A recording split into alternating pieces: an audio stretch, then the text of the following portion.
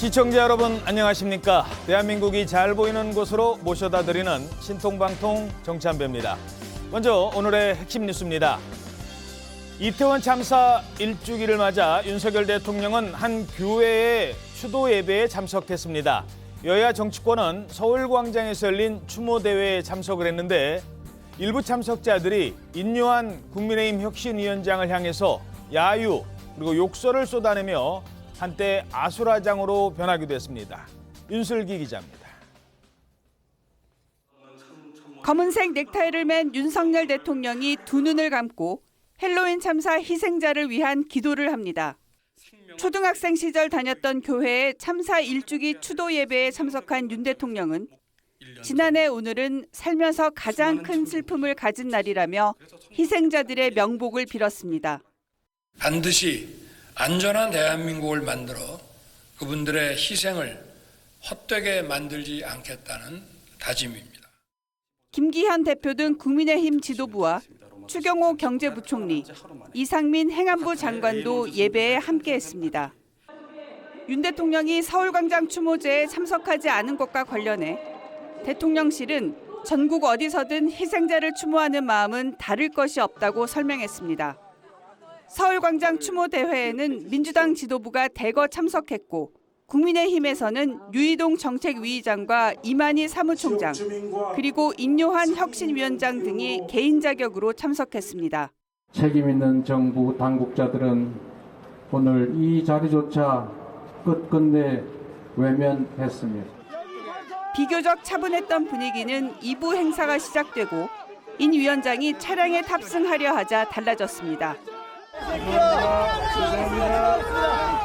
일부 참석자들이 인 위원장을 향해 야유와 욕설을 퍼붓기 시작한 겁니다. 소라는 인 위원장이 차에 탈 때까지 약 5분 동안 이어졌습니다. 인 위원장은 이후 국민의힘이 다소 소홀했던 측면을 반성한다는 취지의 입장을 낸 것으로 전해집니다. TV조선 윤슬기입니다. 네, 인요한 위원장이 이태원 참사 추모대회에 참석을 했다가 나오는 길에 시민들로부터 저렇게 봉변을 당한 겁니다. 조선일보 사면 기사입니다. 자, 이 와중에 누군가 이런 말도 했답니다. 한국 사람도 아닌데 꺼져 뭐 이랬답니다. 차마 제가 그대로 전달은 못하겠습니다. 인요한 아픔 함께하는 게 책무입니다. 라고 조선일보 인터뷰 과정에서는 이렇게 얘기를 했다고 합니다. 인요한 위원장이. 결국 이것도 다 책무다. 이렇게 얘기를 했는데 자, 행사장에는 윤석열 탄핵이라는 깃발까지 내걸렸었습니다. 인요한 혁신위원장 정권 심판을 주장하는 야당 인사들의 추도사를 그냥 앉아서 들을 수밖에 없었습니다. 그래서 떠나는데 이런 일이 있었던 겁니다. 지나가겠습니다. 책임져라.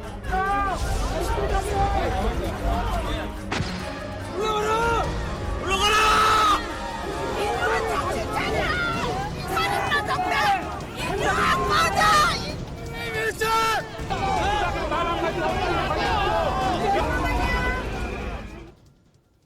예. 자, 윤요한 위원장은 개인 자격으로 추모를 하기 위해서 저 자리에 갔는데 저런 일을 당했습니다. 자, 신 의원님 어떻게 보셨습니까?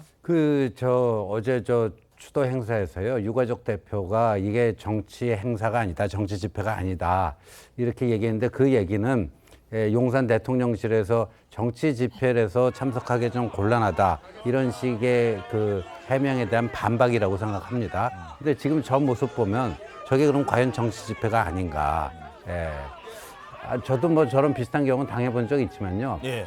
물불 가리지 않습니다. 물불 가리지 않고요. 군중 심리가 더 그 옳고 그름, 차분한 대화 자체가 불가능한 상황입니다. 저 정도 되면요.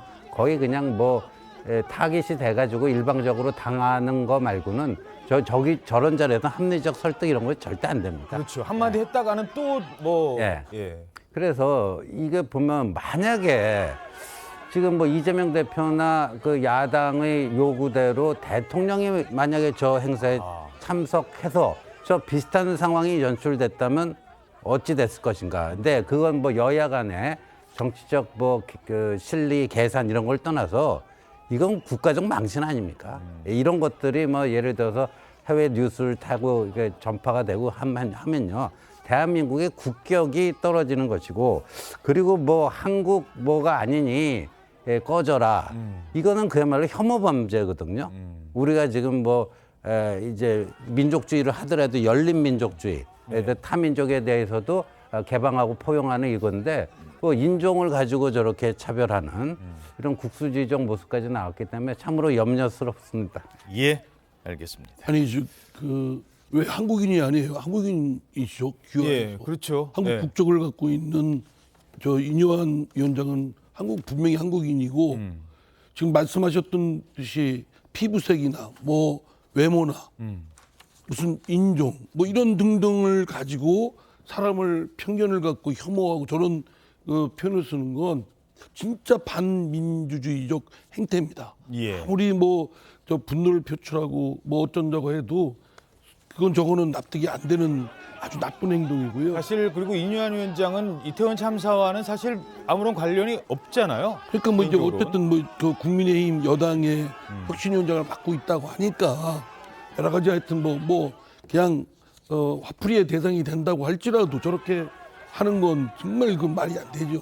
예, 알겠습니다. 자, 민주당 이재명 대표가 지난 13일에 이어 27일에도 재판에 출석하지 않았습니다. 연이은 재판 불출석에 판사조차 한숨을 내쉬었다고 합니다. 이재명 대표가 자신의 선거법 위반 사건 재판에 나오지 않았습니다. 이 때문에 49일 만에 열린 재판이 5분 만에 끝나버렸습니다. 이 대표는 국정감사 때문에 불출석한다는 의견서를 재판부에 냈다고 하는데요. 그런데 정작 이날 오전에 열린 소속 상임위 국정감사에는 참석하지 않았습니다. 재판부 농락한 거 아닙니까? 그런 시각이 있을 수 있겠습니다. 판사 생활하면서 이런 일 보신 적 있어요? 보기 드문 상황은 맞습니다. 예. 아니 근데 판사가 한숨을 내셨다고요? 예, 맞습니다. 지난 27일에요. 선거법 위반 재판에 이재명 대표가 불참하니까 강규태 부장판사가 오늘도 이재명 대표가 나오지 않느냐 이렇게 물었는데 어허. 이 변호인들이 그렇다고 답을 하니까 예. 강 판사가 한숨을 내신 겁니다. 아. 그러면서 피고인 없이 진행하겠다 이런 뜻도 밝혔는데 이 앞서 강 판사가 지난 13일 재판에도 이재명 대표가 불참하니까 만약에 이후 재판에 또 나오지 않는다면 출석과는 무관하게 재판을 진행하겠다 이렇게 공개적으로 예고를 한 바가 있었습니다. 예. 그럼에도 이재명 대표가 이 사실을 알면서도 불참한 건데 이날은 불출석 사유서도 따로 제출하지 않았다고 합니다. 이 같은 시간이죠. 이 재판이 열리던 지난 27일에 이재명 대표는 최고위원 회의에 참석을 했고요. 이후에 이어진 국방위 국정감사 일정에도 참여를 했습니다. 예. 자, 앞서 그래픽으로 전해드렸는데 그 재판별로 지금 참석을 하는 재판이 있고 참석을 안 하는 재판이 있다는 겁니다. 자, 그러니까 지금 보시면 왼쪽에 이제 파란 글씨로 대장동 재판 같은 경우는 참석을 해요. 그리고 나서 직접 뭐 30분 넘게 혐의도 부인을 하고 사실 이게 어떻게 보면 정상적인 재판이죠. 근데 대장동 재판에는 나가는데 선거법은 안 나간다. 선거법 재판은 안 나간다. 이건 어떤 전략일까요? 대장동 재판은 지금 초기입니다. 10월 초에 시작을 했기 때문에 초창기에 이제 검찰의 여러 가지 뭐 서중 조사나 아니면 검찰의 그 혐의 사실 뭐 이런 것들이 이제 주로 언론에 많이 보도가 되는 그런 시점이고요. 지금 선거법 재판은 두 가지 아니겠습니까? 김문기 전 처장을 알았느냐 몰랐느냐는 부분하고 백현동 용도 변경의 박근혜 국토부의 협박에 의한 것이냐 아니냐 이 두 가지인데 사실 지난 재판은 그 김문기 전 처장을 알았느냐 몰랐느냐는 부분이 거의 마무리되는 순간이에요. 예. 그러니까 그거는 지난 10여 차례 이상의 재판에서 이미 검찰의 주장과 그 이재명 대표의 주장이 다 언론에 보도가 됐습니다. 그러니까 새롭게 나올 얘기가 없거든요. 그러니까 그 본인이 굳이 나가서 사실 나 김문기 전 처장 몰랐다고 얘기할 이유가 별로 없습니다.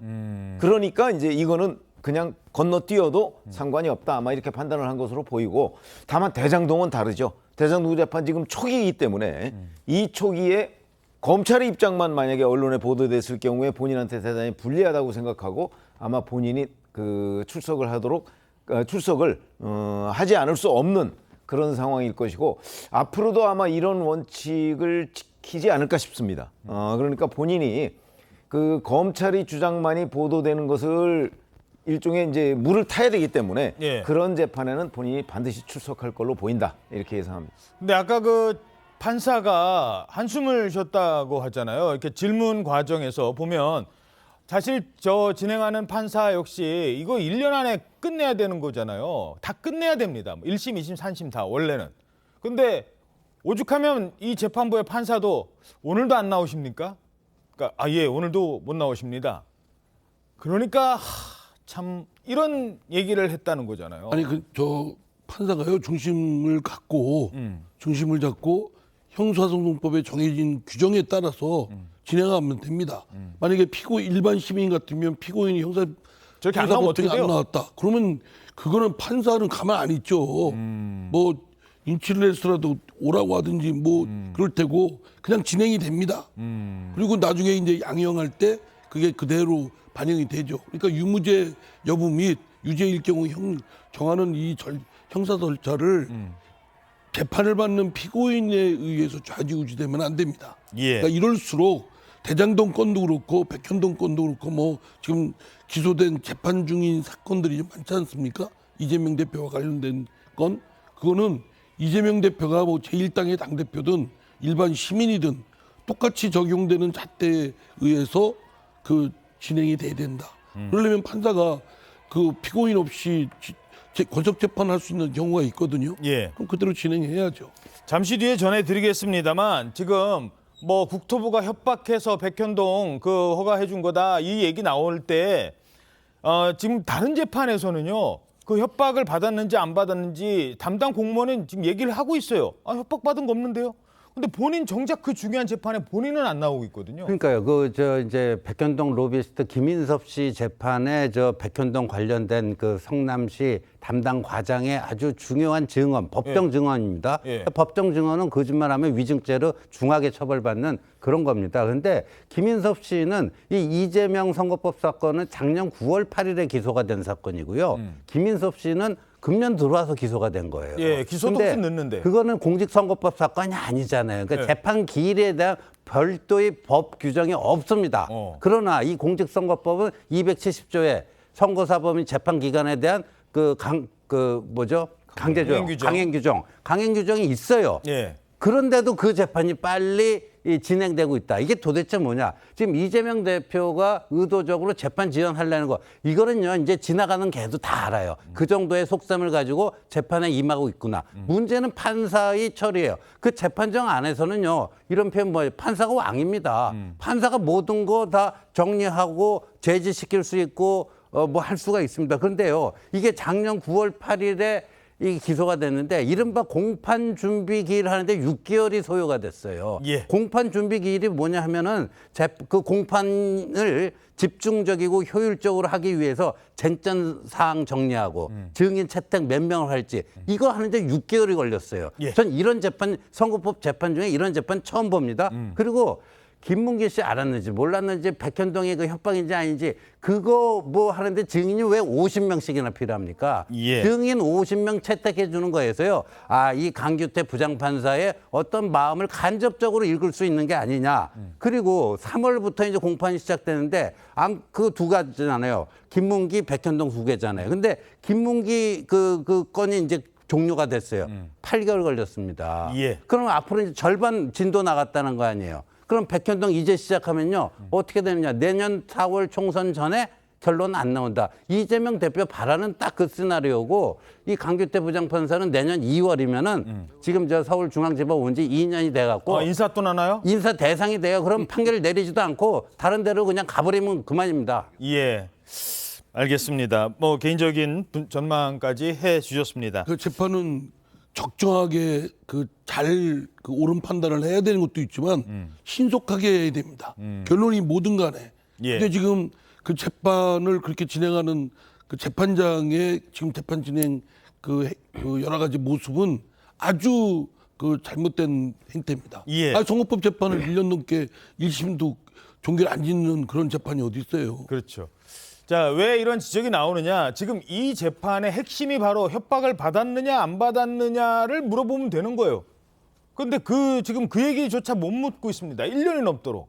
근데 다른 재판에서는 백현동 김인섭 씨 관련 재판에서는 이 공무원, 성남시 전직 공무원들 담당 과장까지 다 나와서 여기에 대해서 질문하고 답변까지 했다면서요. 예, 이게 27일 날 그 이재명 대표 선거법 위반 재판이랑 동시에 백현동 로비스트 김인섭 씨에 대한 재판이 있었는데 이 재판에 출석한 전 성남시 도시계획과장 A 씨가 증언한 내용입니다. 이재명 대표가 지난해 9월에 선거법 위반 혐의로 기소된 직후 A 씨에게 직접 전화를 걸어서 국토부가 백현동 부지 용도 변경을 협박하지 않았느냐 이렇게 직접 물어봤다는 겁니다. 또 이 대표가 국토부가 용도 변경을 해주지 않으면 직무유기라고 했다는 보고를 누군가가 했던 걸로 기억을 하는데 예. 그 사람이 바로 당신 아니었느냐 어허. 이렇게도 물었다는데요. 예. 검찰이 이 사실이 맞느냐 이렇게 질의를 하니까 당시 이 과장이 맞다고 얘기를 하면서 이 대표에게 협박받은 사실이 없다라는 전화통화상의 얘기를 했다고 합니다. 이 A 씨는 이 대표 측근들로부터도 당시 이 대표의 발언과 비슷한 취지의 전화들을 잇따라 받았다고 하는데 이런 상황은 회유 정황으로 비춰질 수도 있다는 점에서 이 대표의 선거법 위반 사건에도 영향을 줄 수 있다 이런 말들도 지금 나오고 있습니다. 예. 자, 그러니까 이게 그 이재명 당시 성남지사가 협박으로 느꼈느냐 안 느꼈느냐라는 부분이요. 이건 본인이 나는 그렇게 얘기했는지 몰라도 나는 그렇게 느꼈다라고도 할 수 있거든요. 그런데 발언은 뭐라고 했느냐? 문제 삼겠다라고 따옴표입니다. 고 협박해서 다시 한번 들어보시죠. 그거는 국토부가 요청해서 한 일이고 공공기관 이전 특별법에 따라서 저희가 응할 수밖에 없는 그런 상황입니다. 이제 국토부에 저희한테 다시 이제 일종의 압박이 왔는데 만약에 안 해주면 직무유기 뭐 이런 걸 문제 삼겠다고 협박을 해서. 자, 최 의원님, 네. 이 부분이거든요. 직무유기로 문제 삼겠다. 이거는 이제 했다는 말을 그대로 따옴표로 가지고 온 거고 협박해서는 주관적일 수도 있는 거니까. 그러니까 협박 안 했다, 협박으로 느꼈어요가 아니라 그럼 직무유기로 문제 삼겠다고 했습니까 했는데 국토부 공무원은 아니 이재명 당시 경기도지사가 얘기할 때 공공기관 이전 특별법에 의해서라고 얘기를 하잖아요. 네. 공공기관 이전 특별법에 따르면 충분히 가능해요. 강제할 수 있어요. 그러니까 당연히 협박으로 느낄 수 있어요. 근데 당시 박근혜 국토부가 얘기했을 때는 공공기관 이전 특별법이 아니에요. 그럼 무슨 도시계획법인가 뭐 이런 거예요. 예. 그거는 성남시장이 다 오로지 권한을 가지고 있어요. 그러면 협박이 되려면 첫째 인사권이 있어야 돼요. 그렇죠? 그 당신 내 말 안 들으면 좌천시킬 거야. 징계를 한다. 아니면 재정권 뭐 이런 게 있어야 돼요. 내 말 안 들으면 국토부에서 돈 안 줘. 아무것도 없어요. 그렇죠? 모든 권한은 성남시장이 가지고 있어요. 그러면 저 말이 맞으려면 예. 박근혜 국토부가 뭐 거의 그 무슨 폭력배 수준이면 가능해요. 폭력배가 뭐 예를 들어서 폭력적인 방법으로 위협을 할 수도 있잖아요. 그럼 협박을 느낄 수가 있겠죠? 그런데 그런 건 아니잖아요. 우리 예. 뭐 천하가 다 알듯이 그런 게 아니기 때문에 모든 권한은 이재명 성남시장이 가지고 있고 그래서 이제 성남시에서 당시에 국토부에다 그걸 물어봐요. 이게 도시계획법에 의한 권한이냐 그런 지시냐 아니면 공공기관 이전 특별법에 의한 지시냐. 그러니까 국토부에서 공공기관 이전 특별법이 아니고 도시계획법이기 때문에 귀시가 적의 처리하기 바람. 알아서 하라는 얘기죠. 그럼 뭐 어디에 협박이 있어요. 아무리 뭐 주관적인 주장을 하더라도 아무데에도 협박도 없고 국토부가 협박할 수단도 없다. 이렇게 말씀드립니다. 짧게 하나만 더요. 네. 그렇게 해서 협박을 받았다고 하는 공공기관의 단체장이 성남시 외에 또 있었느냐는 거예요. 이제 그 부분 여러 군데다 공문을 보내는. 공공기관 이전을 할 만한 곳이 전국에 굉장히 많았어요. 예. 뭐 한 30군데 제 기억엔 그 정도인데 다 저런 식의 공문을 보냈어요. 똑같이 보냈을 겁니다. 그렇죠. 똑같이 보내서 아무도 이재명 성남시처럼 처리한 데 없습니다. 예. 다음 소식입니다. 분열은 필패를 낳는다. 단결만이 필승으로 가는 길이다.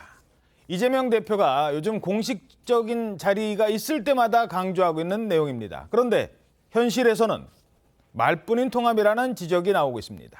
왜일까요? 오늘자 중앙일보 3면입니다. 자, 이 대표는 단합을 외치는데 친명계의 자객 출마. 물론 이게 언론에서 쓰는 말입니다. 민주당에서는 이런 말을 쓰지 않겠죠. 하지만 뭐 과거에 일본에서 이 단어가 이제 뭐 닌자라는 말이 있지 않습니까? 자객 출마라는 말이 지금 요즘 민주당 내에서 계속 나오고 있습니다. 친명 타이틀을 내세워서 저 친명입니다. 저 이재명 대표를 위해서 열심히 일하고 있습니다. 비명계랑 싸워가면서 그런 사람들이 정치 신인들이 비명계 현역 의원들이 있는 지역구를 내려가고 있대요. 그 공략 대상에는 죄송합니다. 오늘 이 자리에 계신 죄송하지 않습니다. 예, 이상민 의원도 계신데 일단 현장에서 어떻게 무슨 일이 발생을 하는 겁니까? 뭐 무슨 일이 발생이 아니라 이제 이재명 대표를 위세를 내세워서 네. 이재명 대표의 최측근이다. 이재명 대표로부터 공천을 뭐 받았다. 뭐 이런 걸 소문을 내고 다니고 이제 뭐 그런 거죠. 아, 그 참 그런 사람이 내 지역구에 있다. 뭐 그런 사람들이 이제 뭐 어제 오늘의 얘기는 아니고요. 예. 그 전에도 있었습니다만 행태가 전국적으로 이제 그런 것들이 광범위하게 이재명 대표의 측근이다. 이재명 대표 뭐다 하면서 또 타이틀도 달았어요. 공적인 타이틀도 있고 어허. 뭐 하면서 그런 걸 하고 하니까 당내에 그게 그 단합이 되겠습니까? 분열의 원인이 되는 거죠. 뭐 이재명 대표가 분열은 필패고 통합은 승이다. 예, 승이다 그러면은 분열이 원인이 있을 거 아니에요. 그냥 왈가왈부하지 말고 가만히만 뭐 따르라. 그러면 그게 공당인가요? 민주정당인가요? 단합이 되려면 대의 원칙이 있어야 되고 예. 거기에 이치에 맞아야 마음속에서 자발적으로 단합이 되는 거죠. 지금 그 현역 의원들 평가 지금 하고 있는 걸로 네. 알고 있는데 그게 정량 평가가 있고 정성 평가 부분도 있다고 하더라고요. 특히 이제 당원들 예. 그 해당 지역의 권리 당원들로부터 의원의 그 의정활동 평가, 뭐 지역활동 평가. 예. 그러면 강성당원들이 주도하는 지금 더불어민주당의 그 평가를 한다면 예. 결과는 뭐 안 봐도 뻔히 훤히 드러나지 않습니까? 그거 가지고 이제 미련을 갖는 의원들도 있고 그런데 예. 제가 볼 때는 결과는 뻔합니다. 어떻게 뻔할까요? 아니 뭐 저 이재명 대표의 좀 싫은 소리, 고가운 소리, 비판 이걸 해왔던 소위 그런 사람들에 대해서는 뭐 무참하게 그 평가를 해서 낙인을 찍을 테고 그렇지 않은 사람들은 뭐 그럴 테고 하여간 예. 그러니까 뭐 정량 평가라는 거는 법안을 몇 개 냈느냐, 꼬박꼬박 상임위 출석했느냐, 본회의 출석했느냐 이건 숫자로 나와요. 근데 정성 평가라는 거는 평이 안 좋아. 평이 안 좋대. 이런 얘기 나오면 이제 그렇게 되는 거잖아요. 그렇죠. 그래서 저 정치권에서 공천 때요. 제일 그 귀에 거슬리는 얘기가 정성평가거든요. 예. 엿장수 마음이에요. 엿장수 마음이고 심지어 뭐 여론조사 그 데이터까지 또 이른바 데이터 마사지 한다고 뭐 조작하기도 하고 뭐 다 그렇습니다. 그래서 저는 이렇게 봐요. 뭐 이제 이재명 대표가 화합을 외치는데 저거랑 이제 이른바 뭐 그 비명계 인사 지역구 가서 뭐 하는 거는 사실상 짜고 치는 고스톱이라고 봐야죠. 네, 그거 없이 뭐 묵인 없이 이루어질 수는 없는 것이고. 자객이라고 하면은 누군가 보낸 사람이 있다는 얘기 아니에요? 자객을 보낸다 그러잖아요. 근데 보낸 사람은 이제 이렇게 저 그늘에 가려놓고 애매하게 해놓고 본인은 보내서 왔다. 또 이쪽은 그렇게 보낸 적 없다. 만약에 뭐 기자들이 가갖고 보낸 거 맞습니까 하면 그런 적 없다. 예. 뭐 하겠지만 뭐 이미 현장에서는 이렇게 뭐 지역 이런 데 돌아다니면요. 지역에서도 이렇게 정치권 그 생리에 대해서 잘 아는 분들이 있어요. 예. 이른바 그 선거판에 익숙한 그런 분들이 딱 보면 거기서부터 이제 그런 분들이 보통 지역구 여론 형성하는데 빅마우스라고 하거든요. 예. 그러니까 누구는 이미 이재명 대표한테 아웃됐고 겉으로는 아니라지만 이 사람 보낸 거야. 뭐 이런 식으로 다 퍼집니다. 그렇게 이제 그러니까 실체를 알 수 없는 소문들이 나온다는 겁니다. 자, 민주당 출입하는 최지원 기자, 지금 당 분위기가 어떻게 감지가 되고 있어요? 이 자객공천과 관련해서. 실제로 지금 의원님께서도 말씀하셨지만 위기감을 느끼고 있는 현역 의원들이 비교적 많습니다. 예. 지난주에도 그 한 이제 비명계 지역구 의원과 의원실에서 근무하는 뭐 직원과 대화를 할 일이 있었는데 어허. 이 의원 같은 경우에는 국정감사에 이미 안 나간 지가 꽤 됐다 하더라고요. 예. 그러니까 지역을 챙기고 지역에서 이미 친명계, 그러니까 뭐 현역 의원이든 원외 인사든 친명으로 스스로 자처하는 인사들이 이미 와서 조직까지도 형성해 놓고 있는 상황이라서 나 요즘 친명이다 자처하는 사람들이 점점 늘고 있대요. 예, 그렇게 하면서 원래는 이제 조직이 새가 붙지 않으면 이렇게 구심점을 만들 수가 없는데 이미 조직 일부도 넘어가 있는 상황까지도 초래되고 권리당원들도 일부 그러니까 현역이 아닌 원외 인사들한테 이렇게 더 쏠리고 있는 상황도 초래되고 있어서 국정감사에 제대로 집중할 수가 없을 만큼 상황이 좀 심각했다고 합니다. 와, 감사에 집중하지 못할 만큼. 예, 이번에 또 의원 평가에 국정감사가 포함이 안 되기 때문에 이제 그랬었죠. 그런 점도 이제 반영이 됐던 걸로 보이는데 그만큼 불안감과 위기감을 느끼는 현역 의원들이 많다고 하고요. 그리고 지금 대표적으로 원외 강성 이제 모임으로 꼽히는 더민주 혁신회의 같은 경우에는 그 원외 인사들이 직접 이제 본인이 당선이 되든 안 되든 지역에 나가서 일단 내가 친명이고 나는 이런 사람이다라는 거에 대한 두각을 보이는 게 목표이기 때문에 더 강성적이고 더 센 발언들을 많이 하거든요. 그러면서 저격하는 발언들, 현역 의원들을 흠집낼 수 있는 발언들을 많이 하기 때문에 아마 지역민들 사이에서도 이런 발언들이 점점 더 집결된다면 현역 의원들을 향한 리스크로 좀 작용될 수 있지 않을까 이런 우려를 보이는 의원들도 있습니다. 근데 지금 뭐 불안에 떨고 뭐 전전긍긍하는 것처럼 뭐 하등동물 당연히. 예. 뭐 그런 사람들도 있겠지만, 예. 아니 뭐 그거 가지고 전전긍긍하거나 불안에 떠는 건 아니고요. 아하. 더불어민주당이 민주정당으로서 이런 공천 과정이 있으면 민주적이고 합리적이고 그래야 되지 않습니까? 예. 그런데 지금 흐르는 전체적인 분위기가 매우 불공정하고 불합리하고 이런 것들에 대해서 승복할 수 없는 행태가 벌써부터 드러나고 있다고 한다면 예. 지금 더불어민주당이 존립이 제대로 되겠습니까?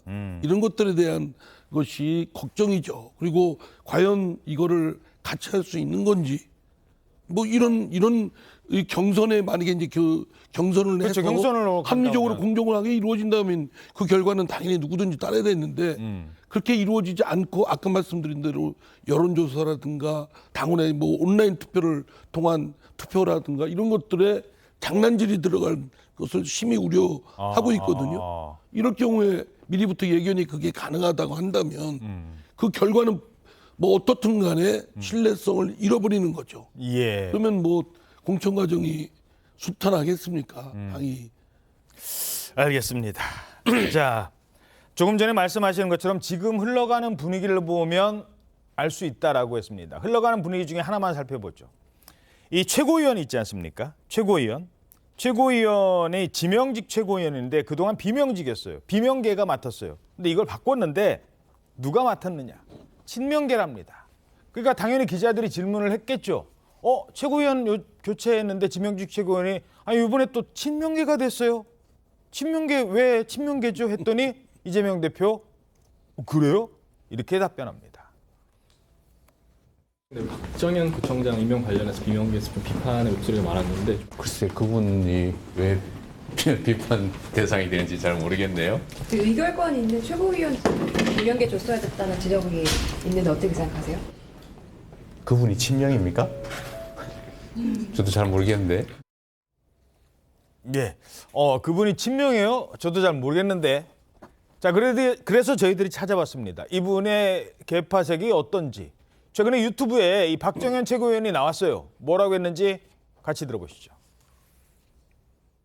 대덕이 조금 보수적인 색채가 옛날에 강했어요. 네. 쉬운 지역은 아닙니다. 근데 이제 여기 지역의 박영순 국회의원. 아이고 정말 대단한 수박 아니십니까? 그 수박에 딸린 잎을 보니까 낙엽이야. 자, 제가 이 표정을 어떻게 해야 될지 모르겠네. 야 박정현 같은 사람 저런 사람 몰랐는데 최고위원 맡기면 잘하겠네. 네. 이런 어떤 느낌을 많은 분들이 받았을 것 같아요. 네, 그렇습니다. 힘이 좀 났을 것 같고. 대표님 전화 주세요. 이재명 대표가 참고로 저희 방송을 가끔 봅니다.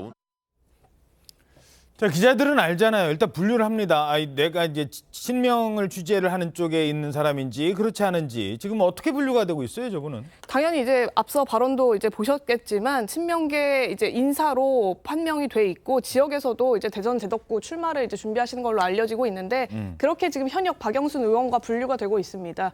근데 이제 애초에 이제 박영순 이 의원을 이제 최고위원으로 내정을 할 당시 내정한 건 꽤 오래됐거든요. 예. 그런데 이런 지금 논란이 계속 불거지고 결국에는 이제 송갑석 최고위원, 비명계 최고위원이 나간 자리에 친명계 인사를 안 친다라는 이런 논란 하나와 또 이분이 이제 대전 대덕구에 출마를 준비하고 있기 때문에 그 대덕구 현역 의원이 박영순 의원, 비명계 의원이라는 점. 그래서 이 두 가지가 우려가 돼서 지도부도 내정을 해놨다가 장시간 보류를 해놨어요. 그래서 인사를 발표하지 않고 계속 더 추가 인선을 알아보겠다는 식으로 이제 발표를 하지 않고 있다가 결국에는 그냥 그대로 강행을 했거든요. 그러니까 논란을 어느 정도 인지하면서도 인선을 그대로 해놓은 거고 예. 아마 지도부 안에서도 고민정 최고나 이런 분들은 다소 이제 우려 섞인 목소리도 냈었던 걸로 알려지고 있음에도 불구하고 강행 처리했다는 것이 아마 결국에는 지도부가 지금 친명 일색으로 흘러가겠다라고 하는 의지를 어느 정도 당내에도 메시지를 좀 준 것이 아니냐 이런 말들도 지금 나오고 있습니다. 옆 지역구시잖아요. 지금 박정현 뭐 지금 최고위원이 간다는 곳, 박영순 의원이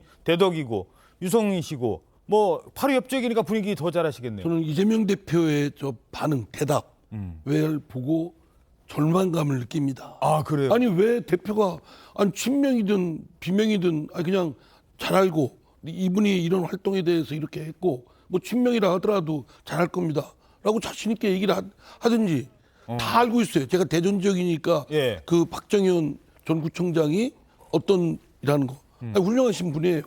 그러면 내놓고 얘기를 하면 되지 정직하게 하면 되는데 마치 첨보듯이 친명이에요? 친명? 아닌 거 뭐라고 하여튼 애매모호한 태도 취했잖아요. 예. 첨 넣는 것처럼. 모르겠는데. 그러면 안 되죠. 저는 이재명 대표의 그런 그 정직하지 않은 태도에 대해서 예. 정말 절망감을 느낍니다. 오히려 박정현 전 구청장은 스스로 아마 친명이라고 생각할 거예요. 예. 왜냐하면 지난 경선 과정에서도 이재명 대표를 도왔던 분이고 그리고 그 이후도 활동도 그렇고 예. 근데 무슨 뭐 친명이 무슨 뭐 천형을 받았습니까? 뭐 합니까? 그거 가지고 이재명 대표 스스로 아닌 것처럼 하면은 세상 사람들이 다 그렇게 생각하고 있는데 본인만 아니라 그러면 손바닥으로 하나를 가리는 거죠. 예. 전체적인 신뢰에 있어서 상당히 제가 볼 때는 신뢰도가 떨어지는 발언을 했다라고 생각합니다. 자, 요게요. 이제 시간이 가면 갈수록 총선에 더 가까워지면 질수록 자, 요번에 최고위원도 우려가 있었습니다. 우려가 있었습니다만 그래도 뭐 지금 총선도 가까우니까 최고위원 자리를 저쪽에다 주면 안 돼라고 했다면 총선 가까워지고 공천 더 가까워지면 그때부터는 뭐 명분이 이렇게 중요한 게 아니라 저 달라니까요. 그 자리 저밖에 없습니다. 이런 사람들 안 주면은 이제 안 되는 상황이 점점 더 올 수 있다는 거예요. 근데 이제 전력 공천 아닌 경우에는 대개 이제 민주당도 경선을 원칙으로 하는 것 같아요. 그러니까 이게 어떻게 되냐면은 말이 경선이지 사실상 그 선거로 포장된 이재명 공천, 명심 공천이 이게 이제 그게 현실이지 않을까 이렇게 보여집니다. 근데 지금 이제 경선을 한다 그러면 그게 선거의 그 경선의 규칙이라든가 이런 거 다 정하고 할 텐데 지금 이게 아까 뭐 그 인유한 그 위원장 그 봉변을 당했는데 거의 그런 분위기 속에서 그런 분위기 속에서 경선이 치러질 거예요. 예를 들어서 뭐 후보 정견 발표회, 후보자 간 토론회 이런 것들이 만약에 이루어진다고 하면은 거기서 분위기가 어떻겠습니까? 이른바 개딸이라고 하는 분들이 그냥 집단적으로 몰려와서 자기들이 수박으로 낙인 찍은 사람에 대해서 어떤 공세를 퍼부을지 그렇게 되면요. 아무래도 그 모양새가 그렇잖아요. 그러니까 이 평화롭고 공정한 경선은 이미 힘든 단계에 들어간 게 아닌가 하는 생각이 듭니다. 예. 자, 또한 지금 최고위원 그렇죠. 또 있습니다. 사무총장. 이 선거 앞두고 사무총장이 살림을 맡는 분이기 때문에 상당히 중요한 자리예요. 자, 이원욱 의원이 얘기했다는 거 저희들이 그래픽으로 준비를 했는데 이원욱 의원은 그러는 거예요. 바꿔야 되지 않느냐. 자, 최지원 기자. 사무총장을 왜 바꾸라고 하고 왜 안 된다는 겁니까? 지금 계속 우려하시는 대로 이제 공천 학살이 최종적으로는 일어날 수 있을 상황을 대비해야 된다. 지금 이런 취지예요. 그러니까 결국에는 친명계로 분류가 되는 박정현 최고위원까지 임명을 하니까 비명계 입장에서는 더 좌절감을 느낀다. 동지로서 가슴이 매우 아프다. 이런 식의 반응을 보였는데 그렇게 된다면 친명 이색의 지도부를 꾸릴 거라면 사무총장이라도 바꿔야 된다. 이런 주장을 하고 있는 거거든요. 그러니까 사실상 이재명 대표가 단식을 최초에 하고 있었을 때 이제 박광원 원내대표 등과 상의를 했던 것이 것이, 그러니까 그때 이제 단식이 들어가고 하면서 예. 체포동의안 가결이 되니까 그 사무총장 이하 당무직들은 다 이제 일괄 사퇴를 하겠다라고 사임계를 제출해 놓은 상태였거든요. 했었죠. 예. 그런데 이제 단식이 끝나고 영장이 기각되고 이러면서 그 사의를 표명했던 당직자들과 사무총장은 전원 그냥 직을 유지하는 걸로 잠정적 결정을 내렸습니다. 그래서 그대로 가는데 지금 얘기 나오는 그 조정식 사무총장과 김병기 사무부총장 같은 경우에는 전부 친명계 인사로 분류가 되기 때문에 사실상 나중에 총선 기획단을 꾸리고 거기에 인사영입위원회를 꾸리고 하는 과정들을 이제 사무총장이 다 지휘를 그렇죠. 하게 되거든요. 그러니까 그런 상황에서 과연 이런 지금 비명계가 우려하고 있는 공천 학살이 벌어지지 않으리란 보장이 없지 않느냐. 그럼 이런 것들이 전혀 상관이 없고 우리는 시스템 공천으로 간다라고 선언을 말로만 할 것이 아니라 실질적으로 대표가 이런 인사를 미리 내서 시스템이 운영될 수 있을 거라는 신뢰를 좀 줄 수 있도록 해야 된다. 이런 주장의 차원에서 예. 지금 사무총장 사퇴를 계속 건의하고 있는 겁니다. 사무총장 과연 교체할까요? 어떻게 보십니까? 지금 이 시점에서 이재명 대표가 저는 사무총장을 교체할 이유가 없다고 생각하는데요. 비명계가 요구한다고 그래서 사무총장 교체하면 그래서 뭐 되겠습니까? 그런 점으로 본다면 역대 그 사무총장이 하는 역할 총선에서 예. 그거는 거의 절대적입니다. 절대적이기 때문에 예. 이재명 대표는 친명계 사무총장이 필요한 거예요. 왜냐하면 만약에 사무총장을 비명계한테 주는 순간 사실은 그 사무총장이 그 대표의 뜻과 다르게 공천을 할 수도 있습니다. 예. 그렇게 한다는 게 아니지만 할 수도 있다는 거죠. 그건 어느 정당이든지 마찬가지이기 때문에. 근데 이런 조건은 있을 수 있어요. 만약에 정말 비명계가 이 사무총장 교체 요구를 해가면서 그게 이루어지지 않을 경우에 집단 행동을 하기 직전이다. 그런 이재명 대표로서는 약간의 분당의 막다른 골목에 몰렸다고 하면 그때는 사무총장 교체를 할 수도 하나의 카드로 던질 수가 있는 건데 그때는 몰라도 지금은 그럴 가능성이 저는 없다고 봅니다. 짧게 하나만요. 지난번에 이재명 대표가 당의 어떤 이 통합의 행보 중에 하나가 전현직 원내대표와 함께 이제 식사도 하면서 얘기를 들었는데 그 자리에서 문 딱 닫으니까 홍영표 전 원내대표가 막 이제 쓴소리 좀 했다고 하는 것까지는 전해드렸어요. 근데 그게 끝이에요. 그러니까 저희들이 그러지 말고 차라리 옆에 계신 이상민 의원 직접 만나서 직접 식사하시고 악수하는 모습만 보여줘도 그게 바로 단합이다라고 저희들이 말씀을 드렸는데 혹시라도 이재명 대표 측에서 설렁탕이라도 사주신다는 얘기 없었습니까? 아니, 뭐 설렁탕이야 뭐 저도 살 수 있습니다. 근데 뭐 그런 얘기 없고요.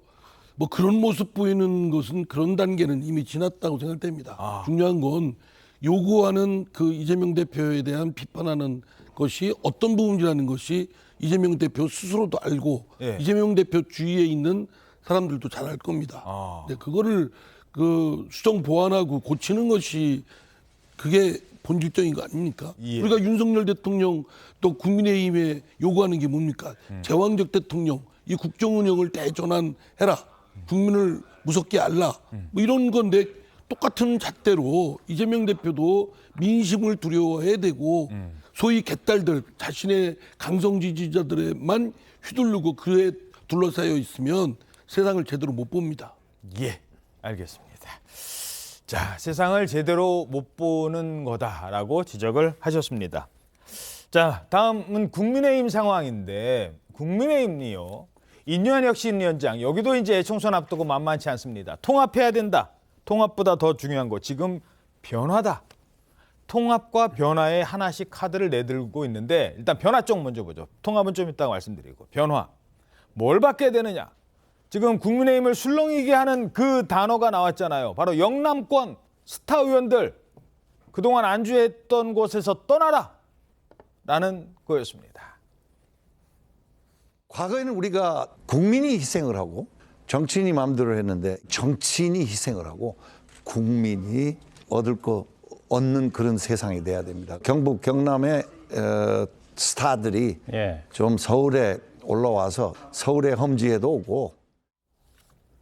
자, 경남의 의원들, PK, TK 의원들 거기는 이렇게 텃밭 이런 경우는 좀 그렇습니다만 어찌됐든 거기서 재선 3선이 무슨 의미가 있느냐. 그 정도 했으면 서울에 와서 제대로 실력을 보여줘라. 서울 출마론. 자, 오늘자 조선일보 6면의 분석을 보시죠.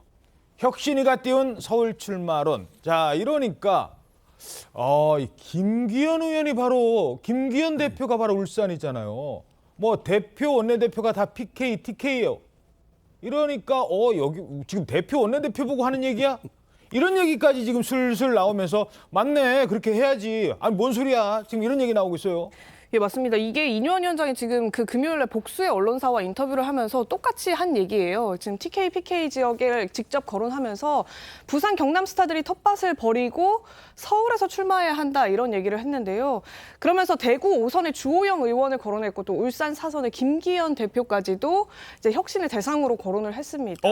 특히 이 김기현 대표 같은 경우에는 이제 그동안 험지에 출마하게 된다면 내 선거에 집중을 하게 되는 바람에 총선 자체를 지휘할 수가 없다 이러면서 공공연하게 이제 본인의 험지 출마론에 대해서는 부인을 해왔던 상황이었거든요. 예. 근데 이제 이뇨한 위원장이 다시 이제 직접적으로 이름까지 거명을 하면서 잠시만요. 지금 조선일보와 인터뷰를 했는데 어느 분이요?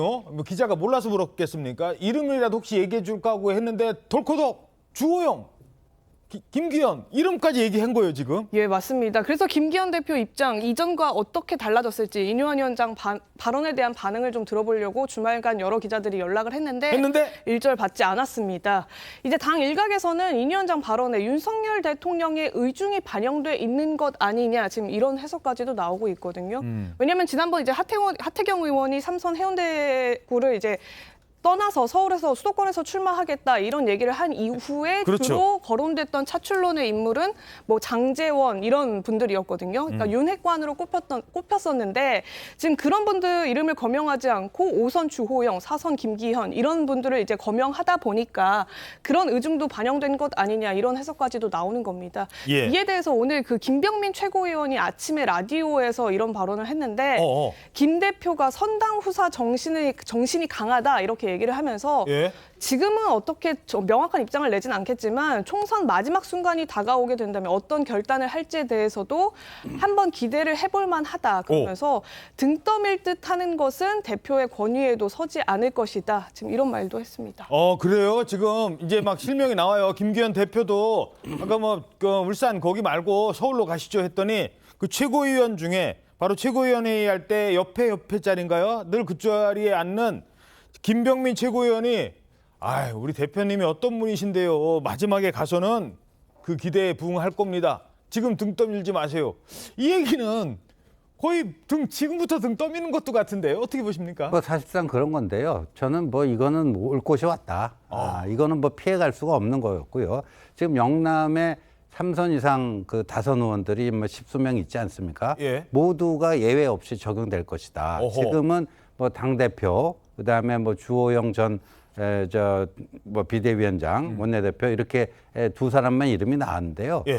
이른바 과거에 이준석 전 대표가 무슨 윤핵관이라고 하는 용어로 공격을 했던 그런 의원들도 다 대상이 될 거다. 그 의원들 중에는 영남 출신이 아니라 강원 출신도 권성동 의원이라든가 이철규 의원이라든가 두 사람이 있는데 그다음에 또 윤한홍 의원 같은 경우에는 3선도 아니에요. 재선이에요. 이철규 의원, 또 윤한홍 의원 이런 분들은 이제 재선인데 이런 분들도 저런 그 흐름에 이게 비켜갈 수가 없을 것이다 하는 생각이 들고 아까 최지영 기자께서 이제 이뇨한 위원장의 저런 주문이 대통령의 의중을 읽고 그렇게 하는 거 아니냐. 근데 두 분이 만난 적도 없고 두 분 사이에서 무슨 메신저 역할을 하는 사람도 제가 알기로는 없는 걸로 알고 있습니다. 근데 이 객관적으로 봐서는요.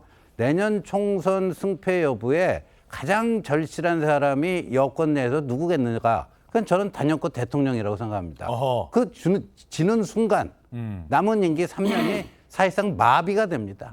마비가 되고 레임덕이 올 수도 있다. 그렇죠. 집권 3년 차에 그러니까 임기 반환점을 돌지도 못하고 레임덕에 빠지는 그런 우리 그 육공화국에서 최초의 대통령이 될 수도 있는 거고요. 그런 위험성을 누구보다도 잘 알고 있는 게 대통령이고 그만큼 총선 승리에 가장 절박하고 절실한 입장인 사람이 그 대통령이기 때문에 이걸 위해서는 당이 변화하고 혁신하는 모습, 기득권도 내려놓는 모습, 그 대신 그게 최대한 내부 잡음 없이 함께하는 혁신의 모양새를 만들어야 되는데 아니 하태경 의원이 비윤인데 비윤이 쏘올린 공을 친윤 쪽에서 그 호응하지 못한다 그럼 말이 되겠습니까? 예. 자 그러니까 지금 말씀하신 하나만 예. 더 말씀드릴게요. 그렇게 저 지역구 이제 국회의원들이잖아요. 예. 그 지역구를 옮기려면 느닷없이 옮기려면 그 해당 지역 주민들도 어느 정도 동의가 해주셔야죠.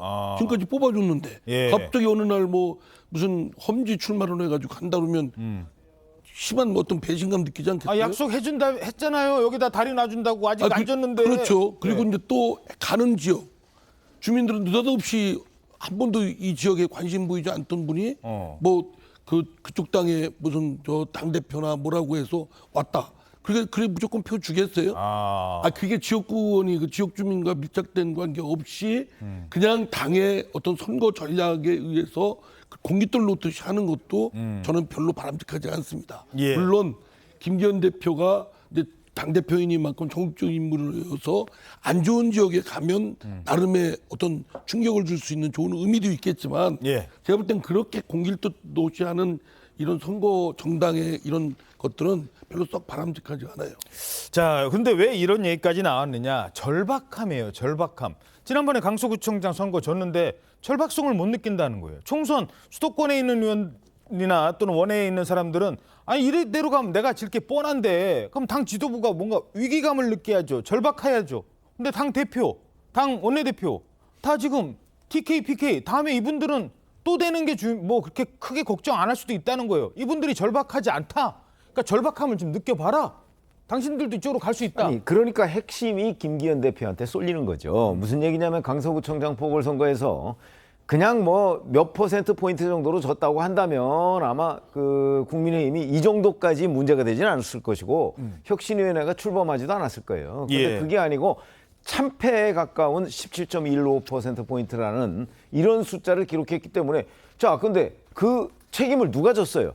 지금 뭐 부총장 정도가 졌어요. 그렇죠? 그걸 우리 국민들 유권자들 중에 누가 과연 그래 강서구청장 보궐선거 참패하더니 그래도 국민의힘이 뭔가 정신을 차리고 변화를 모색했다고 생각할 사람이 과연 몇 %나 되겠습니까? 그렇죠? 그게 중요한 거예요. 자기 혼자 책임졌다. 나 내년 총선에 어떻게 한다는 거 별로 중요하지 않고 국민이 얼마나 인정해 주느냐가 중요하죠. 그런데 제가 느낌에는 국민들이 별로 인정해 주는 것 같지 않습니다. 왜냐하면 그 이후에 각종 여론조사에서 그건 드러나고 있어요. 그렇기 때문에 지금 이제 물론 말씀하셨듯이 지역구 옮기는 거 쉬운 일 아니에요. 그러나 누군가는 책임지고 변하는 모습을 보여야 일반 국민들이 그래 국민의힘이 변하니까 좀 주목을 하자 이런 거 아니겠어요. 그 모멘텀을 만들자는 거거든요. 지금 인용환 위원장은 그걸 만들자 그리고 중도를 좀 끌어오자 이랬는데 김기현 대표가 거기에 호응을 안 한다?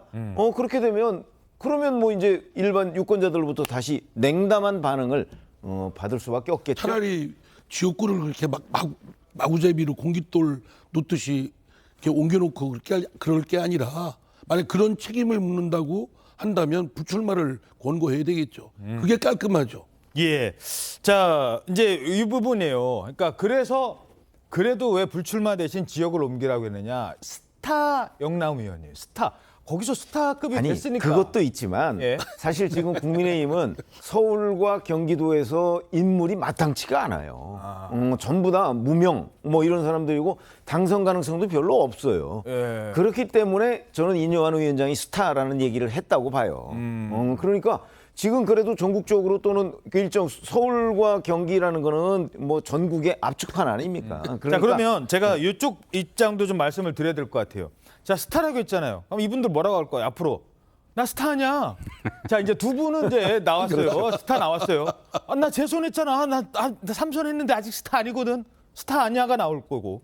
자, 스타라고 지목이 된 분도 자, 그럼 그 스타가 거기 영남에서 스타지 이 스타가 서울로 가도 스타가 될까? 여기서 잘 팔린 음악이 저쪽 가서도 잘 팔린, 여기서 잘 팔린 빵이 저쪽 가서도 잘 팔린다? 보장이 있느냐는 거예요. 그러니까 일단 저는 너 잘할 수 있어. 한번 용기 내서 잘해봐. 이런 식으로 이제 유인하는 건데. 근데 아까 저는 이상민 의원 말씀이 굉장히 전 동의가 많이 가요. 그러니까 영남 의원들이 꼭 뭐 그냥 본인이 도저히 안 되겠는데 억지 춘향할 수는 없잖아요. 수도권이라는 데가 이렇게 만만한 곳이 아니고, 그리고 그런 식으로 쫓겨갖고 올라오는 그 모습 자체가 그걸 받아들이는, 그럼 그 서울이 됐던 경기도가 됐던 그 지역구 그럼 유권자들은 기분이 좋겠습니까? 그러니까 그래서 저는 현실적으로 이제 하태경 의원처럼 자발적으로 하고 싶은 분들은 하시고, 아닌 경우에는 불출마라고 하는 또 훌륭한 선택지가 있다. 그리고 그런 희생과 헌신을 해서 총선을 승리하고 나면요, 비록 배지를 한 번 더 다는 그거는 안 되지만 또 다른 좋은 기회가 많이 있을 겁니다. 더 큰 정치적 스타가 있다. 그렇죠. 윤석열 정부가 이제 입법부에서도 어느 정도 안정적인 의석을 해서 제대로 된 국정을 좀 드라이브할 수 있는 뭐 그런 게 옵니다.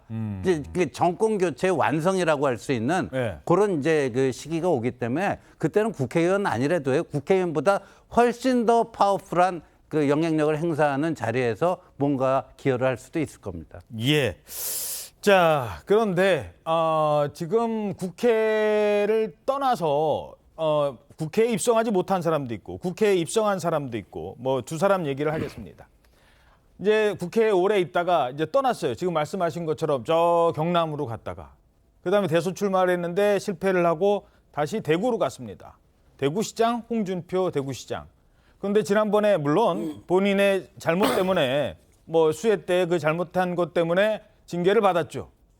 자, 징계를 받았습니다. 근데 홍준표 대구시장 나 희생한 거야라고 생각하는 건지도 모르겠습니다. 이준석 전 대표, 윤석열 대통령을 만든 1등 공신은 본인이라고 지금도 생각하는 것 같습니다. 당에서 징계 그거 해제해 줄게라고 했습니다. 사면해 줄게. 뭐요? 내가 지금 사면 받을 입장입니까? 자, 최지원 기자. 지금 얘기가 잠깐 나왔는데 그 징계를 해준다고 했는데 저희들 그래픽으로 준비돼 있죠. 당사자들 반응이 어떻게 지금 나오고 있는 겁니까? 예, 이게 지금 살짝 정리를 해보면 이준석 전 대표 같은 경우에는 양두구육 발언 또 성삼납 의혹 때문에 당원권 정지로 1년 6개월을 받았었고 홍준표 시장 같은 경우에는 포구 골프 발언으로 당원권 정지 10개월을 지금 받은 상태거든요. 예. 그런데 이 전 대표 같은 경우에는 우격자짐으로 아량이라도 베풀듯이 이런 식으로 접근하는 거는 사태를 악화시킨다 이러면서 재론의 여지도 없다 이렇게 강하게 반발했고요. 홍 시장 같은 경우에도 장난도 아니고 그런 짓 하지 말라 이렇게 얘기를 하면서 김기현 지도부와는 손절한 지 오래다. 니들끼리 총선 잘해라 이렇게 반발을 했는데요. 그러니까 오늘 오전에도 이준석 대표가 이제 라디오에 출연을 해서 이제 이 징계 해제 문제, 그러니까 사면권 문제와 관련해서 강하게 비토를 놨는데 이제 의중은 그런 겁니다. 이 빌드업이 필요하다. 그러니까 애초에 이런 식의 그러니까 뭐 장치를 취할 거면 그 이전에 나에 대한 징계가 잘못됐었다라는 것에서부터 시작을 해야 되는데 내가 기존에 이제 뭐가 잘못됐다라는 건 이미 전제해 놓고 조치를 그냥 해제해 준다 이런 식의 접근은 잘못된 것이다. 지금 이렇게 얘기를 하면서 강하게 반발하고 있는 상황입니다. 그러니까 두 사람의 공통점은 내가 크게 잘못한 게 아니야. 누가 누구를 징계를 해제해 주냐 마냐 하는 라는 건데요.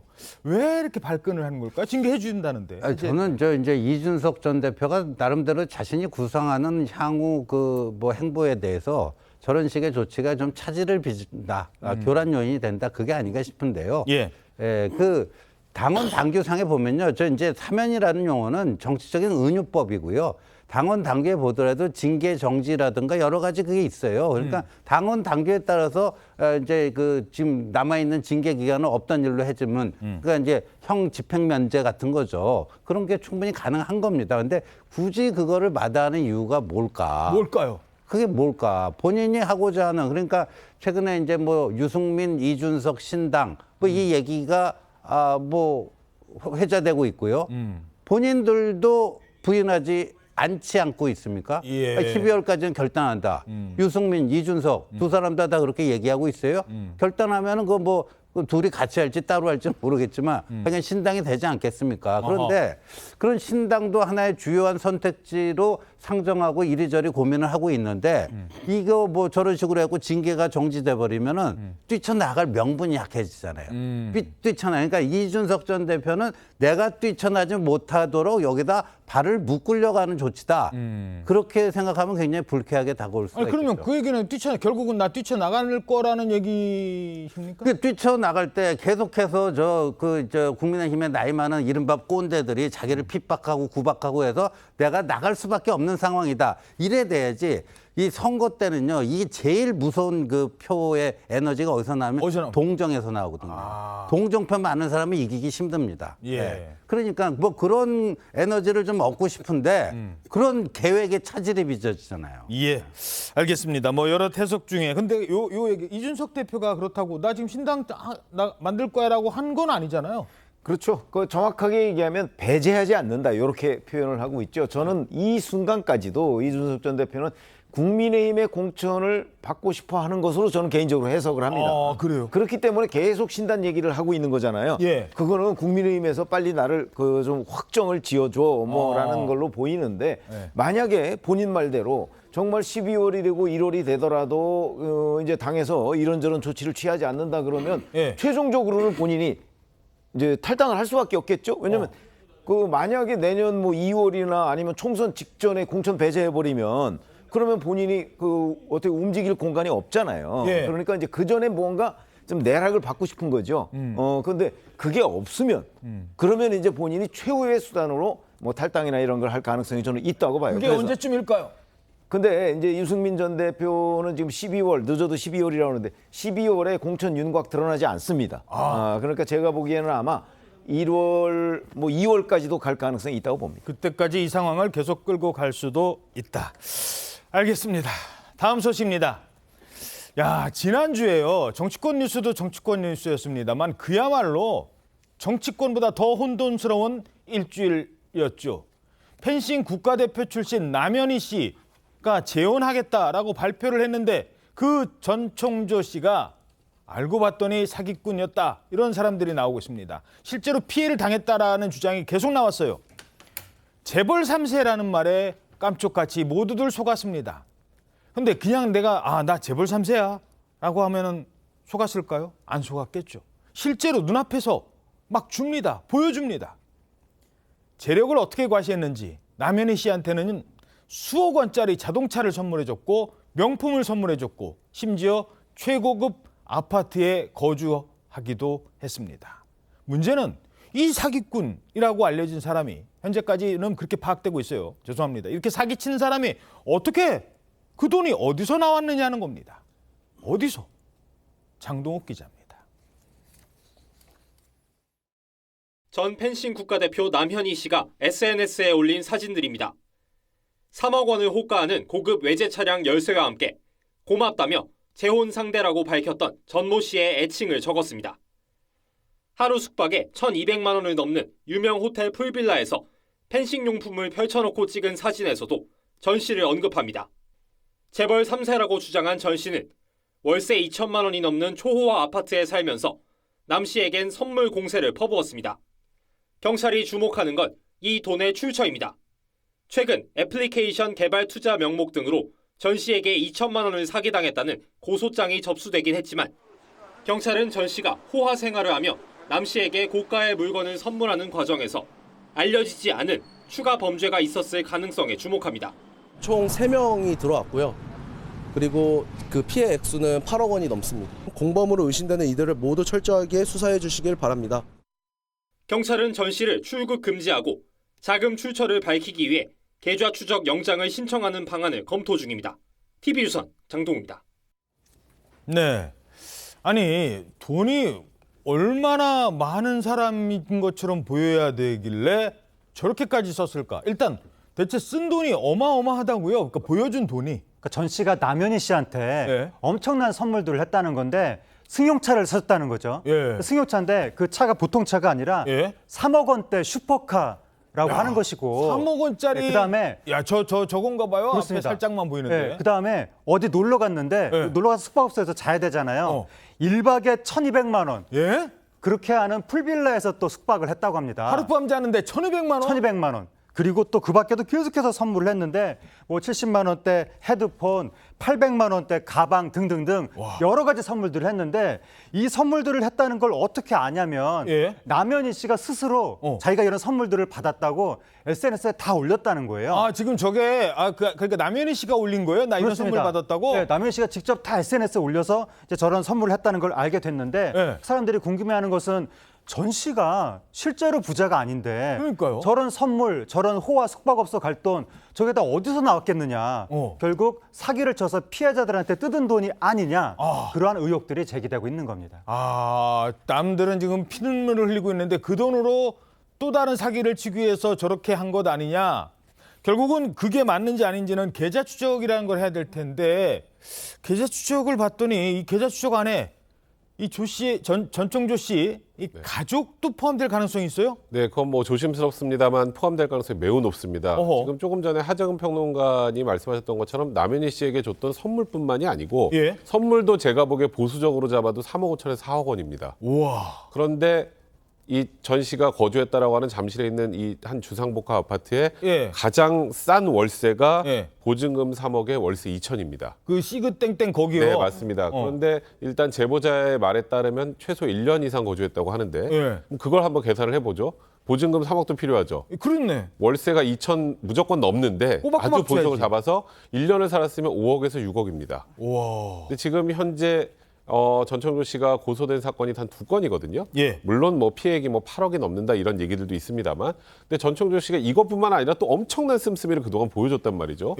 근데 거기에서 지금 일단 나온 얘기 중에 하나가 가족 카드를 사용했다는 얘기가 있습니다. 그러니까 본인 명의 계좌로 돈을 받으면 나중에 문제가 될 수도 있잖아요. 그렇죠. 또 일각에서는 뭐 경호원의 그 계좌로 돈을 받았다는 얘기들도 지금 나오고 있는 상황이기 때문에 이 관련자들의 계좌에 대한 뭐 압수수색은 당연히 진행이 될 것 같고요. 아, 누구 계좌냐? 그게 가족일 수도 있다. 맞습니다. 그리고 지금 현재 씀씀이로 봐서 고소 사건은 2건입니다만 피해자는 훨씬 더 많을 가능성이 많습니다. 일단 전총조 씨는 현재 출국 금지당한 상황입니다.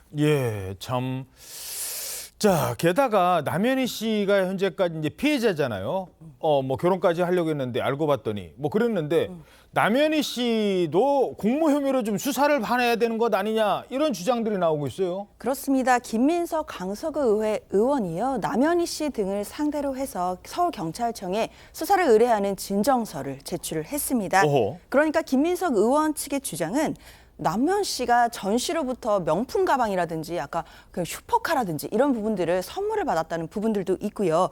특히 이제 전 씨가 투자금 돌려달라는 피해자들에게 남현이에게 달라고 하면 된다 이런 이야기를 할 정도로 서로 깊은 관계였다라는 주장들이 제기가 되고 있습니다. 결국 공모 의혹까지도 수사를 해야 된다는 주장이라고 보시면 되겠습니다. 근데 남현이를 팔고 다닌 건지 남현이랑 공모를 했는지는 좀 봐야 되는데 일단 남현이 씨는 본인이 결혼까지 하려고 했다가 지금 아이고 남자가 아니라 여자네 지금 일단 피해자인데 섣불리 공모했다라고 단정할 수 있을까요?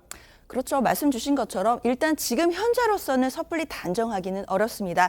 앞으로 수사 과정에서 밝혀줘야 되는 내용 중에 하나라고 보시면 될 텐데요. 일단 남현희 씨 입장에서는 본인은 억울하고 그리고 피해를 호소하고 있는 상황입니다. 지금 굉장히 혼란스럽고 억울한 상황이고 그리고 전 씨가 모든 것들을 거의 대부분 주도했다라고 주장을 하고 있습니다. 특히 공모 의혹과 관련해서도요. 전 씨가 어떤 곳에 투자했는지 전혀 알지 못했고 특히 투자했던 사람들에게 전 씨가 남현희 씨에게는 절대 말하지 말라라고 했다라고 얘기를 하면서 본인은 전 씨의 행동에 대해서 전혀 몰랐다라는 취지로 이야기를 하고 있습니다. 자, 그렇다면 남현희는 또 어떻게 감쪽같이 속았을까? 전 씨는 피해자들에게 어떻게 환심을 살 수 있었던 걸까? 여기 여러 그 사기 수법 중에 이 무슨 역할 대행 이런 사람들이 등장합니다. 아마 이번 사건을 계기로 이 역할 대행에 대해서도 좀 짚어볼 필요가 있어요. 눈이 뻔하게 그러니까 예를 들어서 뭐 결혼식 하는데 하객들도 없고 좀 뭐 그러니까 하객 좀 대신 와주세요 정도하고 달라요. 기자인 것처럼 행동을 해달라고 했습니다. 내가 마치 엄청나게 유명한 사람인 것처럼. 그래서 기자인 것처럼 가요.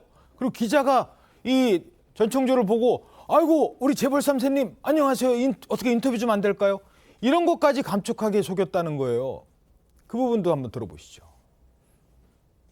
이제 제가 가가지고 이제 인터뷰를 하는 기자인 척하고 인터뷰를 하는 내용이었는데 가서 뭐 대표님 맞으신가요? 잠깐 인터뷰 좀 할 수 있을까요? 대한민국에서 자산이 가장 많은 것으로 알려주셨는데 혹시 사실인가요? 파라다이스 전 회장과 관계가 어떻게 되나요? 그분이 핸드폰으로 은행 어플인가? 그걸 이제 켜가지고 공동인증서까지 로그인한 걸 보여주고 자기 자산을 51조가 있는 걸 보여줬다는 거예요. 그리고 이제 저의 이름을 많이 팔아가지고 수강생분들도 믿었던 것 같아요. 수강생들 앞에서 저한테 이제 전화를 걸어가지고 친한 척을 한다거나 전 몰랐죠. 자, 백성문 변호사님. 네. 저하고 백성문 변호사님하고 이렇게 길을 가고 있는데 누군가 아는 척을 해요. 백성문 변호사님을 보고 백 변호사님, 지금 우리나라에서 사실은 알고 봤더니 돈이 지금 한 250조는 되는 뭐 그런 변호사라면서요? 라고 질문을 하면 옆에 있는 사람이 진짠가? 사실 저는 이 역할 대행, 그러니까 전 씨가 했던 사기 이 수법들 중에 제일 황당한 게 이런 부분인 것 같아요. 그러니까 이게 사실 기자라는 분들이 사실 이 TV조선에 굉장히 많지만 굉장히 공신력이 있죠. 그렇죠. 취재를 하니까. 취재를 하니까. 그리고 예를 들어 저도 좀 그렇게 좀 있어봤으면 좋겠습니다만 저한테 그렇게 물어보고 제가 같이 짜서 대행하는 사람한테 그렇게 대답을 하면 옆에 있는 사람은 어떨까요? 완전히 넘어가는 거예요. 완전히 저 사람 엄청난 자산가고 그다음에 그 재벌 회장의 뭐 혼외자고 이것도 믿을 거 아니에요. 그렇죠. 그런 것까지 활용을 했다는 걸 보면 굉장히 치밀하게 연출돼서 사기를 한 것인데 하여튼 지금 현재 제가 말씀드렸던 것처럼 피해자가 어느 정도 있는지 아직 추산도 안 됩니다. 제가 보기에는 훨씬 많을 것 같거든요. 이건 정말 말 그대로 철저히 조사를 해봐야 할 것 같습니다. 예. 게다가 왜 이제 어디 가서 제가 낼게요. 그래서 주머니에서 카드 탁 내잖아요. 카드가 뭐야? 와, VVIP 카드네. 이 정도 했잖아요. 그게 아니래요. 어느 정도 카드를 갖다가 톡톡 내밀었느냐? 200억 자산가들만 쓸 수 있다는 신용카드가 있다고 합니다. 저는 있는지도 몰랐어요. 누가 쓰는 카드냐? 빌 게이츠, 트럼프 이런 사람들이 쓰는 카드를 전 총조가 딱 계산해 주세요. 할부로. 할부는 안 했겠지. 그렇게 했다면서요? 그렇게 이제 썼다는 건데 그러니까 이 전 씨가 주변 사람들한테 계속해서 투자하라고 고수익을 보장해주겠다라고 하면서 투자를 권유했었는데 그렇게 투자를 권유하고 있는 일종의 그 타겟이 된 피해자들하고 명품 매장에 같이 간다고 합니다. 그래서 명품을 고르게 한 다음에 이걸로 계산하라고 하면서 자기 카드를 쓱 꺼내서 줬다고 합니다. 근데 그 카드가 바로 한 카드사의 블랙카드라는 건데 그 블랙카드를 받기 위해서는 조건이 있는데 자산 191억 원 이상 자산이 191억 이상 있어야 돼요? 그렇습니다. 연봉 15억 원 이상, 연간 사용 실적 2억 5천만 원 이상 이런 식의 조건들이 있는데 저 금융 조건에 다 부합한다 하더라도 저 카드를 아무나 발급받을 수 없다고 합니다. 저 카드는 기본적으로 저 조건에 부합하는 그 기본 조건 위에서 저 카드 본사로부터 초청을 받은 사람만 발급받을 수 있다는 거예요. 초청받은 사람들이 이제 빌 게이츠, 뭐 트럼프 전 미국 대통령, 축구 스타 뭐 질라탄 이브라이모비치, 팝스타 빅토리아 베컴 이런 사람 세계적인 유명인들 이런 사람들인데 그러니까 저 카드를 가지고 있다는 것만으로도 일종의 신용 증명이 되는 거잖아요. 그러니까 피해자들이 의심할 수가 없었다, 믿을 수밖에 없었다라고 하는 건데 지금 사람들이 의심하는 것이 전 씨가 과연 저 카드를 진짜로 가지고 있었던 게 맞느냐. 그러니까 결제가 돼야 될 텐데. 그러니까 그거를 좀 조사를 해봐야 된다. 혹시 일반 신용카드에 말하자면 스티커를 붙였던 거 아니냐, 뭐 그런 의혹도 나오는데 확실한 조사가 필요해 보입니다. 이야, 그러니까 카드를 딱 내밀었으면 저 카드 손님 이런 카드 쓰세요? 잠깐만요. 한도 초과인데 죄송합니다. 뭐 이러면 그래 이걸로 바꿔주세요 해서 계산을 했는지는 모르겠습니다만 눈앞에서 저렇게 그냥 속아 넘어갈 정도로 카드를 썼다는 거예요. 자, 또 하나 문제가 있습니다. 전 총조가 처음에 의혹 제기됐을 때 뭐라고 그랬죠? 이런 자신감을 보였어요. 일주일이면 조용해진다. 제 입장에서 이게 정말 잠잠히 일주일이고 시간이 지나면 조용해질 부분 같은데 어쨌든 시간 지나면은 사라지는 거잖아요. 모든 일들. 그런데 제 이야기로 하여금 다른 피해자가 발생할까 봐에 대한 걱정이에요. 지금 남 걱정해주고 있습니다. 다른 피해자가 발생할까 봐 걱정이에요. 아주 그냥 약간 그 미성, 뭐 남성이라고 믿었으면 미성, 나이도 어리니까 그렇게 생각을 했는데 자, 그런데 이 말투가 지금 또 유행이 되고 있어요. 어떤 말투가 유행이 되고 있는 건지도 궁금합니다. 자, 하나 더 들어보죠. 뭐 지금 이 말투뿐만 아니라 세상에 유행을 뭘 시켰느냐? 왜 자기 미국 사람이라고 비슷하게 했잖아요. 미국 시민권자라고. 미국 시민권자니까 한국말 잘 못해야 되잖아요. 어떻게 했는지 아십니까? 화면 함께 보시죠. 자, 오케이. 그럼 next time에 놀러 갈게요. 그랬더니 뭐 쭉 해요. 와이프한테 뭐 다녀와도 되냐고 물었더니 오케이에서 물어봤어요. But your friend와 같이 있으면 이 부분입니다. I am 실례예요. I am 실례예요. 아주 그냥 저 말투가 지금 엄청나게 유행이 되고 있어요. 그렇습니다. 이른바 전청조 밈이 지금 유행처럼 번지고 있는 건데요. 네. 밈이라는 거 인터넷 커뮤니티나 SNS에서 뭐 패러디라든지 유행어라든지 이렇게 유행하는 말들을 밈이라고 이야기를 하는데요. 예. 지금 전청조의 저 말투 I am 실례예요. 결국에는 본인이 미국 출신이다라는 것을 부각하기 위해서 예. 이제 피해자들이나 뭐 아는 사람들과 대화를 했던 그 메신저 대화 말투가 공개가 됐는데요. I am 실례예요. 그러니까 그렇죠. 좀 조금 뭐예요? I am 알뜰해요. 그렇죠. 그걸 패러디해서 지금 지난 주말에 저 많이 보셨을 겁니다. 저도 봤는데요. 뭐 전자 상거래 업체가 뭐 특가를 띄우면서 I am 특가예요. 넥스트 타임은 없어요. 이런 광고 문구를 낸다든지 아니면 I am 알뜰해요. 이런 광고 문구들이 지금 유행처럼 지금 번지고 있는 상황입니다. 사실 지금 웃지 못할 이런 밈의 범짐이라서요. 이런 부분에 대해서도 수사기관 철저하게 수사해야겠습니다. Next time 없어요. I am 실례예요. 뭐 그러니까 최근에 그 정유라 씨도 무슨 글을 하나 올리면서 이런 뭐 밈을 또 써가고 있다고 합니다. 참 웃지 못할 일입니다. 우픈 현실이죠. 하나 더 있어요. 야, 이거는 막 텔레비에 나오면 그 사람이 마치 유명인인 것처럼 생각을 하니까 그 사람을 따라하는 게 있나 봐요. 강화도에 한 돈가스 집이 있는데 아니 요즘 갑자기 이 강화도 돈가스 집에 사람들의 관심이 집중되고 있어요? 예, 한 강화도에 돈가스 집이 떴다고 하는데 그러니까 이제 전 씨의 그 학창 시절 학교를 같이 다녔다고 주장하는 사람들이 뭐를 주장하냐면 전 씨가 자기가 뉴욕 출신이라고 계속 얘기를 하는데 그게 뭐냐면 강화도에 그 상호에 뉴욕이라는 도시 이름이 들어간 돈가스 집이 있다는 거예요. 뉴욕 돈가스가 있어요. 그런데 그 전 씨가 학창 시절에 그 돈가스 집에 많이 갔었다. 그러니까 그때부터 뉴욕이라는 이름이 익숙해져서 그 후로 계속해서 자기 뉴욕 출신이라고 한 거 아니냐. 아, 뉴욕 출신이라고 한 게 뉴욕 돈가스 출신이라는 얘기인가요? 그런 주장이 이제 뭐 일부 네티즌들 사이에서 나오는 건데 그 과정에서 저 돈가스 집이 유명해진 거예요. 그래서 지금 대박이 나가지고 저 가게 같은 경우에는 원래 내년까지만 장사하고 접으려고 그랬었는데 지금 대박이 났으니까 더 해야 되겠다 장사를. 사람들이. 그런 말이 나올 정도고 지금 어렸을 때부터 단골인 건 맞다고 합니다. 저 돈가스 집 사장님이 전 씨를 안다고 합니다. 기억한다고 합니다. 그리고 지금 온라인 리뷰에도 여러 네티즌들이 지금 댓글을 달고 있는데 여기가 재벌 3세가 단골인 그곳이냐. 오케이 이 집은 I am 실례예요. 막 이런 식의 I am 실례예요. 또 나오네. 달리고 있다고 합니다. 야, 전청조 메뉴는 없답니까? 전청조 메뉴? 야, 전청조가 평소 많이 먹었던 메뉴로 구성했습니다. 자, 웃을 일 하는데 하나만 짚어보죠.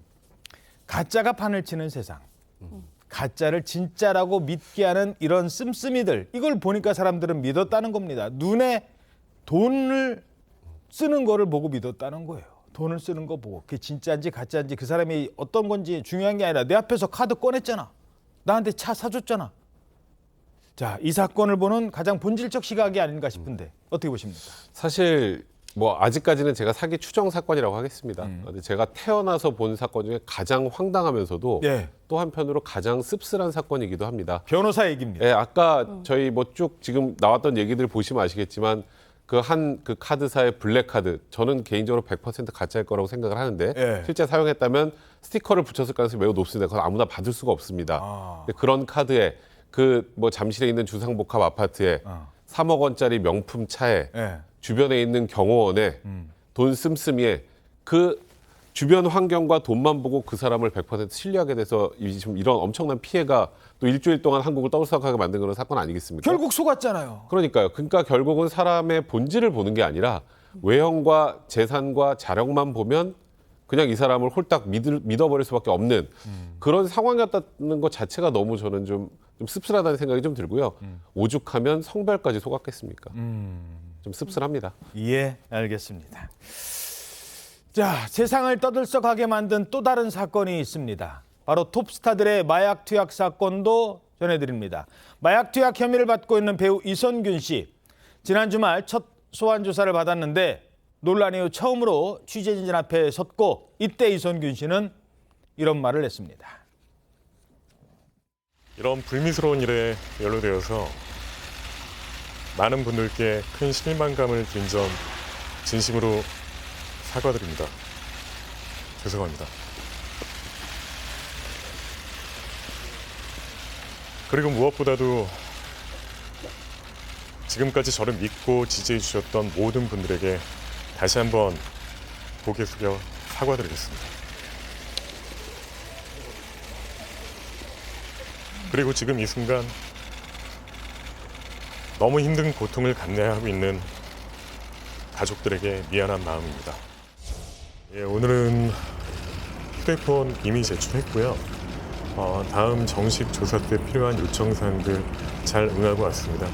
추후에 조만간 조사 불러주신다고 하니까 그때 성실히 답변하겠습니다. 임하겠습니다. 죄송합니다. 혐의에 대해서는 추가로 좀 말씀해 주실 부분 없으신가요? 예, 다음에 조사 때 성실히 임하겠습니다. 죄송합니다. 자, 출석하면서 실망감을 보여드려서 진심으로 사과드립니다. 죄송합니다까지라고 얘기를 했는데 정작 1시간 10분 만에 바로 귀가를 합니다. 중요한 건 마약 혐의에 대해서 솔직하게 얘기를 했느냐 안 했느냐인데 뭐가 솔직한 건지는 따져봐야 되는 겁니다. 그걸 전제로.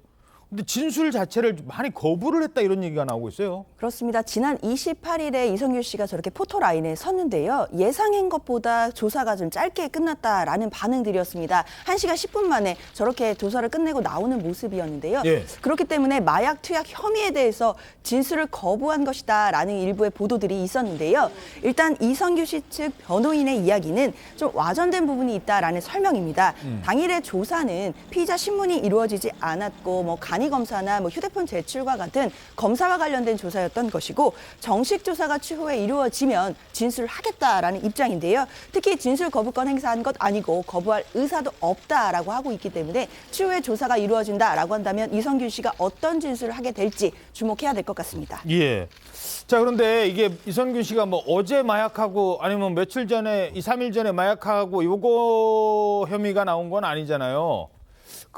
더 봐야 되겠습니다만 처음 조사를 해봤더니 그때도 마약 검사를 하는데 그 결과는 또 이상한지는 모르겠습니다만 예측과는 좀 다를 수도 있어요. 근데 간이시약 검사는 음성이 나왔습니다. 예. 그러니까 음성이 나왔다는 건 쉽게 말해서 마약을 하지 않았다는 뜻이겠죠. 예. 근데 이 간이시약 검사라는 것은 오랜 기간, 몇 개월 전, 몇 달 전 이렇게 마약을 했는지 여부를 확인하는 게 아니고 최근 길어야 5일에서 한 10일 정도의 마약을 투약한 사실이 있는지만 확인하는 것이기 때문에 최근 한 일주일 정도 안에? 네, 맞습니다. 그러니까 이 간이시약 검사에서 음성이 나왔다고 마약을 하지 않았다는 아니고요. 결론적으로는 이제 모발과 소변 등을 국가수에 보내서 정밀 감식을 진행을 하고 대략 한 달 정도 소요가 됩니다. 예. 그러면 이제 어떤 마약을 했는지, 몇 종류의 마약을 했는지, 어느 정도 했는지를 확인할 수 있단 말이죠. 그게 다 나와요? 네, 맞습니다. 그게 확인이 돼야 이제 그때서야 이제 본격적으로 어떤 마약을 투약했고 어느 정도 양을 했는지를 확인할 수 있는 것이고 그걸 확인해야 이제 소위 신병 확보를 할지 여부를 경찰이 그러니까 구속영장을 신청할지 여부를 결정할 수 있는 것이고 지금 세간에 이렇게 묵비권을 행사했다 이런 취지의 기사가 나오는데 조심스럽습니다만. 묵비권이라기보다는 아까 이선균 씨도 정식 조사라는 표현 썼죠. 다음 정식 조사에 얘기를 하겠다. 그럼 이번은 정식이 아니었나 봐요? 이번에는 일단은 최초로 해야 되는 게 이제 마약 검사를 해야 되니까. 그러면 모발이나 소변이나 이런 것들을 채취하고 그다음에 일단은 휴대폰도 디지털 포렌식 해야 되니까 휴대폰도 제출을 받아야 되고 차량도 아마 블랙박스 기록 같은 걸 확인하기 위해서 압수한 것을 알고 있기 때문에 그런 부분들을 어느 정도 확인하고 확보하기 위한 그런 소환이었다라고 본다면 묵비권을 행사할 상황 자체가 좀 아니었지 않을까 저도 조심스럽게 그렇게 생각해봅니다. 그렇군요. 그러니까 정식 조사는 일단 제일 중요한 게 증거니까 모발이나 소변 검사를 통해서 나오는 정밀 감식 결과, 조사 결과 이게 중요하다는 겁니다. 자, 마약 얘기 나오는 또 다른 가수가 있죠. 지드래곤, 지디, 정지용. 죄송합니다. 권지용 씨에 대한 수사 이건 또 어떻게 돼가고 있어요? 네, 지드래곤 씨에 대해서는 경찰이 아직 소환 일정이 정해지지 않았다고 하고 있거든요. 그러면서 이제 신속하게 수사를 하겠다라고 하는 원론적인 얘기만 나오고 있는데 지금 경찰에서는 지드래곤 씨가 마약을 했다라고 의심을 하는 겁니다. 근데 지드래곤 씨 측에서 전면 부인했거든요. 그래서 경찰에서는 지드래곤 씨로부터 그 사실 인정을 받아야 되는데 그러기 위해서는 뭔가 증거라든가 수사 결과를 들이밀어야 되잖아요. 그렇죠. 근데 그 부분이 아직 수사 결과가 이성균 씨에 비해서 덜 구체적이라고 합니다. 그래서 지금 보강 수사를 하고 있는 것으로 보이고 그런 한편 지드래곤 씨하고 그 소환 일정에 대해서도 조율 중인 것으로 알려졌습니다. 알겠습니다. 자, 다음은 이스라엘과 하마스 간 전쟁 소식입니다. 오늘자 조선일보 일면 기사입니다. 전쟁이 지금 2단계라고 합니다. 2단계, 이게 뭐냐? 우려했던 상황이 오는 것 아니냐는 겁니다. 지상전에 돌입하는 것 아니냐. 자, 그동안은 뭐 양측에서 포탄만 오고 갔다면 이제는 군인이 뛰어 들어가서 시가에서 전투를 벌이고 사람이 사람을 향해서 총을 쏘는 그런 상황이 정말 우려하는 상황이 되는 것 아니냐. 이렇게 되면요, 다른 나라들까지 지금 개입할 수도 있어요. 이게 전쟁이 길어지고 커지는 겁니다. 야, 이런 사실상 지상전이다 이런 얘기가 벌써부터 나오고 있어요. 예, 지금 사실상 지상전 또는 전면전에 돌입하는 것이 아니냐 그런 이야기가 나오는데, 왜냐하면 이스라엘 네타냐후 총리가 전쟁이 두 번째 단계에 진입했다라고 얘기했거든요. 근데 그 두 번째라는 게 이스라엘 측에서 그동안 이번 그 하마스와의 전쟁을 3단계로 계속 얘기를 했었는데 1단계 공습, 2단계 전면전, 3단계 그 전후 체제 수립이거든요. 그러니까 두 번째 단계라고 했으니까 결국 지상군 투입 전면전 아니냐. 그럼 수많은 사상자들이 나타나지 않겠는가, 그러한 우려가 나타나고 있습니다. 아니, 근데 지금 땅굴이 있으면 그것도 지금 그 땅굴에서도 싸워야 되나요? 어떻게 되나요? 그렇죠. 총 길이가 500km에 달하는 가자지군의 땅굴이 있는데요. 이건 서울 지하철의 1.5배고 깊이도 30-40m에 이른다라고 합니다. 그래서 이걸 가자 메트로라고도 부르는데요. 최근에 이 부분을 또 보강했다라고 알려져 있습니다. 이스라엘 입장에서는 이 해당 터널을 무력화하지 않으면 제대로 된 시가전을 펼칠 수 없다라고 판단을 했기 때문에요.